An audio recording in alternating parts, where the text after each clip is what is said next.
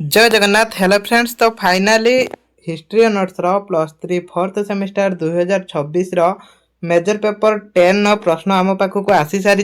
तो यहाँ हूँ मयूरभंज यूनिवर्सिटी रो प्रश्नपत्र। तो सेमानकर एनईपी पर 60 मार्कर एग्जाम होउची, किंतु आपनकर 100 मार्कर हम।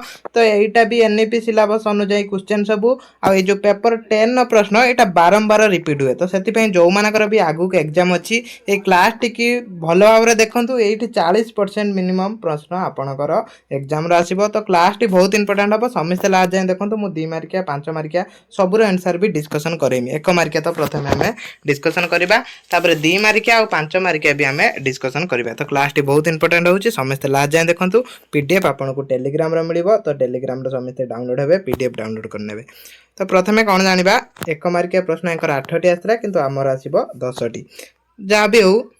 तो क्वेश्चन पैटर्न सेम खाली तांकर टिके 60 मार्कर एग्जाम हुए से क्वेश्चन टिके कम कम करके दिए। जमीक ये प्रथम 1 मार्किया 8टी देती, तो तार आम आंसर करवा।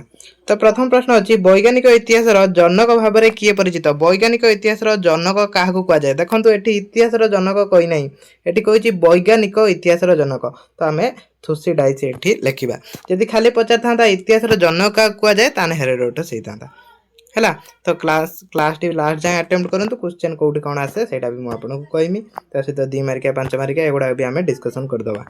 तापर बी नंबर क्यों रोमान ऐतिहासिक आनालस लिखिथिले। एटा किए लिखिथिले? टासिटस लिखिथिले। मन रखिबे, बहुत इंपोर्टेंट प्रश्न। या भितर ही आसीबो मुकाद्दिमार लेखक किए? तार लेखक थिले इब्न खालदुन। तापर किए कहिथिले इतिहास होउची अतीत एवं वर्तमान मध्य एक अत्यंत संलाप। एटा किए कहिथिले हमकु? एटा कहिथिले ईएच कार कहिथिले। मन रखिबे समस्ते, आंसर को नोट करनियो। इतिहास एवं समाज विज्ञान देश रो अध्ययन करे। एटा कार अध्ययन करे ना? एटा समाज रो अध्ययन करथाय। तापर प्रश्न इतिहास मानव जीवन रे देश दिग सहित जड़ित। कौ दिग सहित? मानवर अतीत सहित जड़ित। तापर प्रश्न इतिहास एवं नृविज्ञान देश रो अध्ययन करे। कहार अध्ययन करथाय? एटा अतीत रो अध्ययन करथाय। सॉरी, एटा मानव जातिर अध्ययन करथाय। तापर एटा गोटे प्रश्न समस्त रहा। देखा किए आंसर देवे यार। तो 1 नंबर प्रश्न देश उच्चरे शिलालेख अंतर्भुक्त है। बहुत सहज क्वेश्चन। एटा बहुत सहज क्वेश्चन। ये शिलालेख रु आप आंसर जानी पारे। तो समस्ते टे कमेंट कहे आंसर। समस्ते आंसरटा कमेंट कहे है। समस्ते आंसर कहे कमेंट।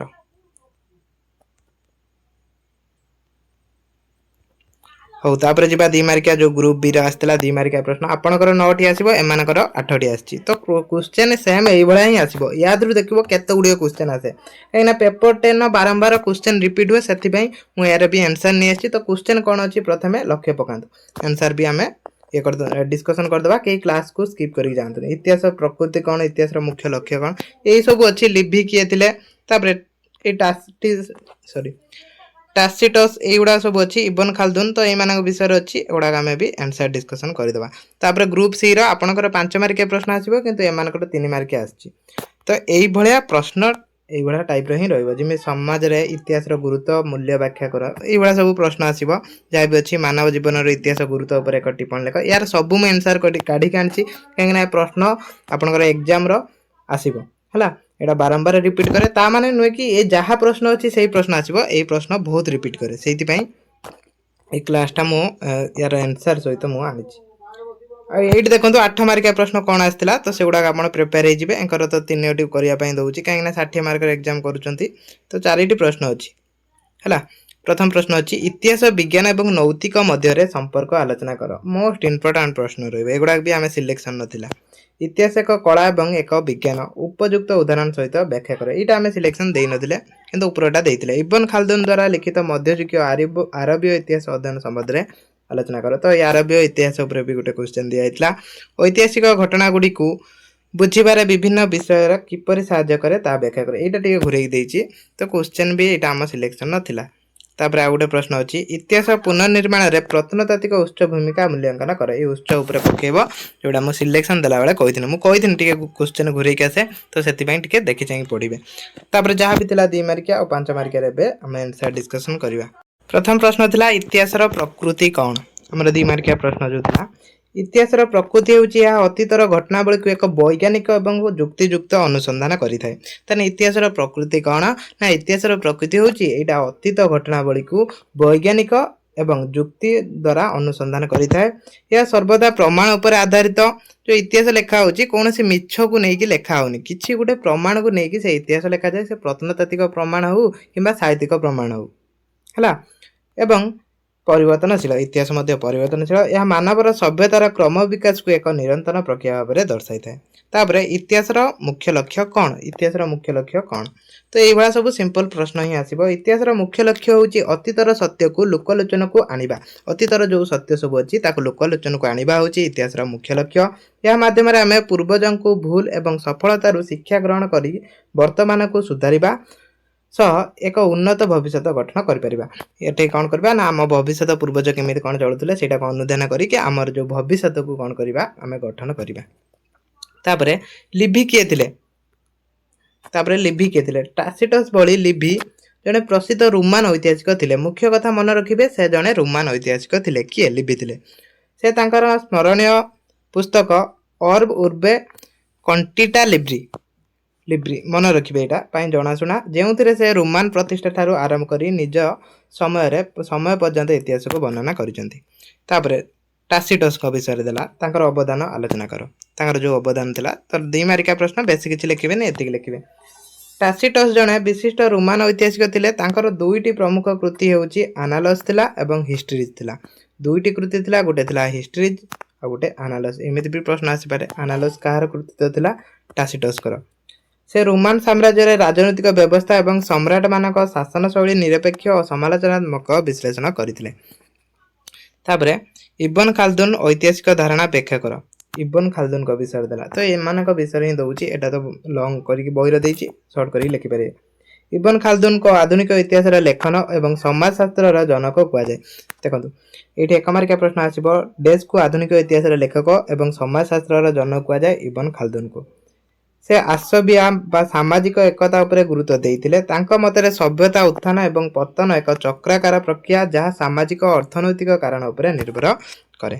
ତାପରେ ଇତିହାସ ମନସ୍ତତ୍ତ୍ୱ ସହିତ କିପରି ଜଡ଼ିତ? ଇତିହାସ କିଭଳି ମନସ୍ତତ୍ତ୍ୱ ସହିତ ଜଡ଼ିତ? ଇତିହାସ ଏବଂ ମନସ୍ତତ୍ତ୍ୱ ପରସ୍ପର ପରିପୂରକ ଅଟେ। ଇତିହାସ ଅତୀତର ମାନବ କାର୍ଯ୍ୟକଳାପକୁ ଅଧ୍ୟୟନ କରୁଥିଲା ବେଳେ ମନସ୍ତତ୍ତ୍ୱ ସେହି କାର୍ଯ୍ୟ ପଛରେ ଥିବା ମାନସିକତା ଆଉ ଚିନ୍ତାଧାରାକୁ ବୁଝିବାରେ ସାହାଯ୍ୟ କରେ। ତ ୟାର ଡିଫରେନ୍ସ କ'ଣ କହିଲା? ନା ଇତିହାସ ଅତୀତ ମାନବ କାର୍ଯ୍ୟକଳାପକୁ କେବଳ ଅଧ୍ୟୟନ କରିଥାଏ, କିନ୍ତୁ ମନସ୍ତତ୍ତ୍ୱ କ'ଣ କରିଥାଏ? ସେ ଅଧ୍ୟୟନ ପଛରେ ଯେଉଁ ଥିବା ମାନସିକତା ଆଉ ଚିନ୍ତାଧାରାକୁ ବୁଝିବା ପାଇଁ ସାହାଯ୍ୟ କରିଥାଏ। ତାପରେ ପ୍ରତ୍ନତାତ୍ତ୍ୱିକ ଖନନ କହିଲେ କ'ଣ ବୁଝ? ପୃଷ୍ଠ ତଳେ ପୋତି ହୋଇ ରହିଥିବା ପ୍ରାଚୀନ ସଭ୍ୟତା ଅବଶେଷ, ଅସ୍ତ୍ରଶସ୍ତ୍ର, ମୃଣପାତ୍ର, ଅନ୍ୟାନ୍ୟ ସାମଗ୍ରୀ ବୈଜ୍ଞାନିକ ପଦ୍ଧତିରେ ଖୋଳି ବାହାର କରିବା ପ୍ରକ୍ରିୟାକୁ ପ୍ରତ୍ନତତ୍ତ୍ୱ ଖନନ କୁହାଯାଏ। ତାପରେ ଇତିହାସ ଲିଖିତ ଏବଂ ମୌଖିକ ଉତ୍ସ ଗୁଡ଼ିକ ବ୍ୟାଖ୍ୟା କର। ପ୍ରଥମେ ଦେଲା ଲିଖିତ ଉତ୍ସ। ଏଇଠି ଦେଖନ୍ତୁ ପଏଣ୍ଟ ହେଇଯାଇଛି, ଲିଖିତ ଉତ୍ସ ପ୍ରଥମେ ପୁସ୍ତକ, ଅଭିଲେଖ, ତାଳପତ୍ର, ପୃଥି, ସରକାରୀ ଦଲିଲ ଆଦିକୁ ଲିଖିତ ଉତ୍ସ କୁହାଯାଏ। ତାପରେ ଆସିଲା ଆମର ମୌଖିକ ଉତ୍ସ। ମୌଖିକ ଉତ୍ସ କୋଉଗୁଡ଼ାକ? ନା ପିଢ଼ି ପିଢ଼ି ମୁଖ ପରମ୍ପରାରେ ଚଳି ଆସୁଥିବା ଗପ, ଲୋକଗୀତ, କିମ୍ବଦନ୍ତୀ, ପାରମ୍ପରିକ ବିଶ୍ୱାସକୁ ମୌଖିକ ଉତ୍ସ କୁହାଯାଏ। ହେଲା, ଲିଖିତ ମୌଖିକ ଏଇ ଦୁଇଟା ପଏଣ୍ଟ ଅଛି। ଏଇ ପଏଣ୍ଟଟା ପ୍ରଥମେ ଅଛି ଦେଖନ୍ତୁ, ତାପରେ ଏଇଟା ମଝିରେ ଅଛି ମୌଖିକ ଉତ୍ସ। ଏଇଟା ହେଲା ଲିଖିତ ଉତ୍ସ। ତାପରେ ସମାଜରେ ଇତିହାସର ଗୁରୁତ୍ୱ ଏବଂ ମୂଲ୍ୟ, ଏଇଟା ଯେଉଁ 3 ମାର୍କିଆ ପ୍ରଶ୍ନ ଥିଲା ତାର ଆନ୍ସର ହେଲା। ଆପଣଙ୍କର ତ 5 ମାର୍କିଆ ଆସିବ ଏଇ ଟାଇପ୍ର, ତ ସେଠି 3 ମାର୍କିଆ ଥିଲା। ସମାଜରେ ଇତିହାସର ଗୁରୁତ୍ୱ ଆଉ ମୂଲ୍ୟ। ଇତିହାସ ସମାଜକୁ ଏହାର ଅତୀତ, ସଂସ୍କୃତି, ପରମ୍ପରା ସହିତ ଯୋଡ଼ିଥାଏ, ଯାହା ସାମାଜିକ ପରିବର୍ତ୍ତନ ପ୍ରକ୍ରିୟାକୁ ବୁଝିବାରେ ସାହାଯ୍ୟ କରେ। ଅତୀତକୁ ଭୁଲରୁ ଶିକ୍ଷା ଲାଭ କରି ଏକ ସୁନ୍ଦର ସମାଜ କରିବା ଏବଂ ସାମାଜିକ ଏକତା ବଜାୟ ରଖିବାରେ ଇତିହାସ ମୂଲ୍ୟ ଅପରିସୀମ। ତ ଏଠି କ'ଣ କହିଲା ନା ପୂର୍ବରୁ ଯେଉଁ ସବୁ ଭୁଲ ହେଇଯାଇଛି ତ ସେଇଟାକୁ ସୁଧାରିବା ପାଇଁ ଗୋଟେ ଇତିହାସ ହେଉଛି ଗୋଟେ ମୂଲ୍ୟବାନ ଉପାଦାନ। ତାପରେ ମାନବିକ ଜୀବନରେ ଇତିହାସର ଗୁରୁତ୍ୱ କ'ଣ? ମାନବ ଜୀବନରେ ଇତିହାସ ଏକ ଦର୍ପଣ ସଦୃଶ। ଏହା ଆମକୁ ଆମର ପୂର୍ବପୁରୁଷ ସଫଳତା, ସଂଘର୍ଷ, ବିଫଳତା ବିଷୟରେ ଜ୍ଞାନ ପ୍ରଦାନ କରେ। ଏହାଦ୍ୱାରା କ'ଣ ଜାଣନ୍ତି? ନା ଇତିହାସ ଦ୍ୱାରା ଆମ ପୂର୍ବପୁରୁଷ ବିଷୟରେ ଆମେ ଜାଣନ୍ତି, ସେ କେମିତି ସବୁ ସଫଳ ହେଇଥିଲେ ଆଉ କେଉଁ କ୍ଷେତ୍ରରେ ବିଫଳତା ହେଇଥିଲେ, କେମିତି ସଂଘର୍ଷ କରିଥିଲେ, ସେସବୁ ବିଷୟରେ ଜାଣିଥାନ୍ତି। ତ ସେଥିପାଇଁ ଇତିହାସ ହେଉଛି ଆମର ଗୁରୁତ୍ୱପୂର୍ଣ୍ଣ। ଥୁସିଡାଇସ୍ଙ୍କ ଇତିହାସ ଲେଖନରେ ବୈଜ୍ଞାନିକ ପଦ୍ଧତି।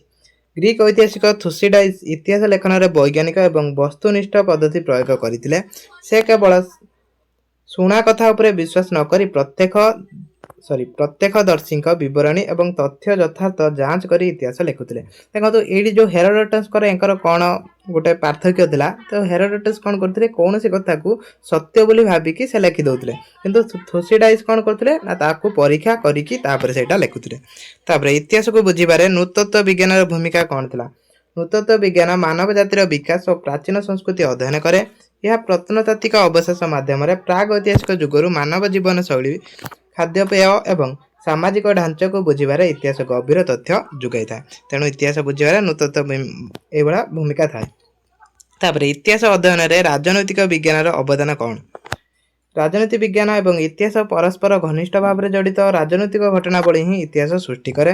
ଶାସନ ବ୍ୟବସ୍ଥା, ଯୁଦ୍ଧ, ସନ୍ଧି, ରାଜନୈତିକ ଚିନ୍ତାଧାରା ପରିବର୍ତ୍ତନକୁ ବୁଝିବାରେ ରାଜନୀତି ବିଜ୍ଞାନ ଇତିହାସରେ ସାହାଯ୍ୟ କରିଥାଏ। ତ ଏଇଠି ଯାହା ବି ପ୍ରଶ୍ନ ଅଛି ଟିକେ ପଢ଼ି ନେବେ। ଐତିହାସିକ ତଥ୍ୟ କ'ଣ? ଇତିହାସ ପୁନର୍ନିର୍ମାଣ, ଦୃଶ୍ୟ ଉତ୍ସ ଭୂମିକା। ତ ଏଇଠି ଯାହା ବି ପ୍ରଶ୍ନ ଅଛି ଏତିକି ପଢ଼ି ନେବେ। ଦେଖିବେ ୟାଦରୁ ଯାହା ବି ହଉ ପ୍ରଶ୍ନ ଆସିବ। ଏଇଟା ସିଲେକ୍ସନ୍ ରହିଲା, ୟାଦରୁ ପ୍ରଶ୍ନ ଆସିବ। କ୍ଲାସ୍ 8 ରଖୁଛି। ଜୟ ଜଗନ୍ନାଥ। ଏ PDF ବି ଆପଣଙ୍କୁ ଟେଲିଗ୍ରାମରେ ମିଳିଯିବ।